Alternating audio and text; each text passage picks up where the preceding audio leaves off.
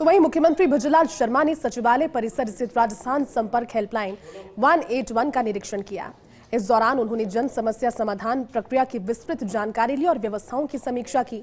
मुख्यमंत्री ने phone call के माध्यम से विभिन्न जिलों के फरियादियों से सीधे संवाद कर उनकी समस्याओं को सुना। उन्होंने संबंधित अधिकारियों को मामलों का त्वरित और प्रभावी समाधान सुनिश्चित करने के निर्देश दिए। मुख्यमंत्री ने कहा कि सरकार की प्राथमिकता आमजन को समयबद्ध राहत देना है। 181 हेल्पलाइन जनसेवा का एक सशक्त माध्यम है जिसे और ज्यादा प्रभावी बनाया जाएगा। तो देखिए, मुख्यमंत्री भुजलाल शर्मा आज अचानक से सचिवालय परिसर स्थित राजस्थान संपर्क हेल्पलाइन 181 का निरीक्षण करने पहुंचे। देखा कि कितना क्विक रिस्पांस है, जो मैकेनिज्म है फोन कॉल से लेकर समाधान तक का, किस तरह से जो रोजाना फोन कॉल्स वहां पर पहुंचते हैं, बड़ी तादाद में उन्हें ट्रीट किया जाता है।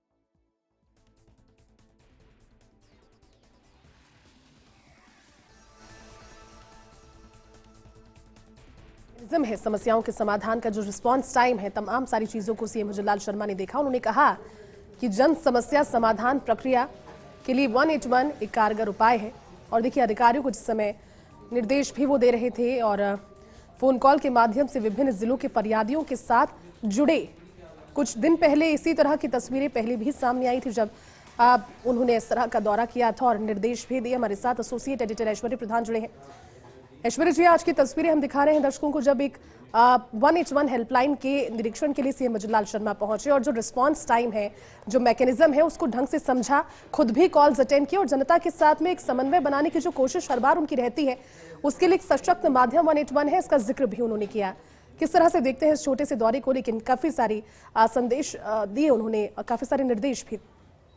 देखिए, इस वीडियो से आप समझ सकते हैं कि मुख्यमंत्री को दिल्ली जाना था। दिल्ली जाने से पहले उनको लगा कि कुछ देर मेरे पास है, तो वो सीधे सीएमओ पहुंचे। सीएमओ में कुछ एक अधिकारियों के साथ मीटिंग की और प्रमुख फाइलें निपटाने के साथ ही वो लाइब्रेरी बिल्डिंग भी पहुंचे। और लाइब्रेरी बिल्डिंग पहुंचकर उन्होंने 181 की जो लाइब्रेरी बिल्डिंग है, 181 की हेल्पलाइन जहां पर है, वहां पर उस प्रक्रिया का जायजा लिया और संपर्क पोर्टल हेल्पलाइन का पूरा जायजा लेने के अलावा प्रतिवादियों को फोन सुनकर हाथों हाथ निर्देश भी दिए। प्रतिवादियों के फोन सुनकर और उनकी समस्या निराकरण को लेकर भी उन्होंने अपनी बात कही। और सबसे बड़ी बात यह है कि आम जन की समस्या निवारण किस तरीके से हो जिससे कि उन्हें यहाँ तक आने की आवश्यकता ना पड़े।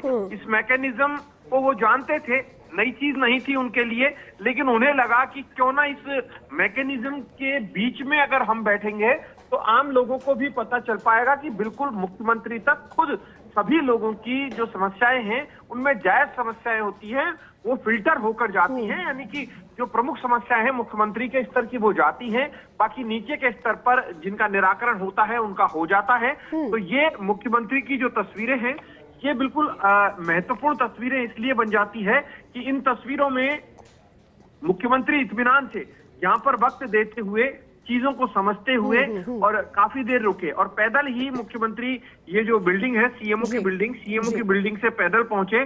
और अखिल अरोड़ा जो मुख्यमंत्री के एसीएस हैं, ये आईटी और सेक्टर की इन्हें बहुत अच्छी जानकारी है। आप देखिए कि जो कॉल सेंटर अटेंड करते हैं, उस कॉल सेंटर पे जो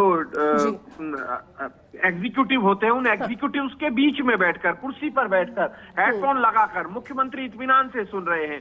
और उनका क्या मैकेनिज्म है, वो किस तरीके से लोगों की समस्याएं सुनते हैं, ये भी वो देख रहे हैं। और ये इसके अलावा मुख्यमंत्री अपने जो उच्चाधिकारी हैं उनके साथ भी संवाद कर रहे हैं। अखिल अरोड़ा के साथ, अखिल अरोड़ा को इन चीजों की इसलिए भी अच्छी जानकारी है कि वो आईटी में पहले रहे हैं। जब वो अशोक गहलोत सरकार में फाइनेंस थे, उससे पहले वसुंधरा राजे सरकार में आईटी में उन्होंने कई नवाचार किए थे। तो ये इसलिए वो भी उनके साथ लगातार साथ रहे। और मुझे ऐसा लगता है कि आगामी दिनों में आईटी और एआई के क्षेत्र में राजस्थान सरकार कोई बहुत अपने आप में नजीर भी बन सकती है, जिस तरीके से मुख्यमंत्री इन विषयों को लेकर गंभीरता से देखते हैं। लेकिन ये तस्वीरें बड़ी काबिले तारीफ तस्वीरें हैं।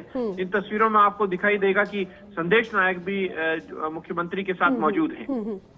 ठीक है, बहुत शुक्रिया ऐश्वर्य जी इस पूरी बातचीत के लिए।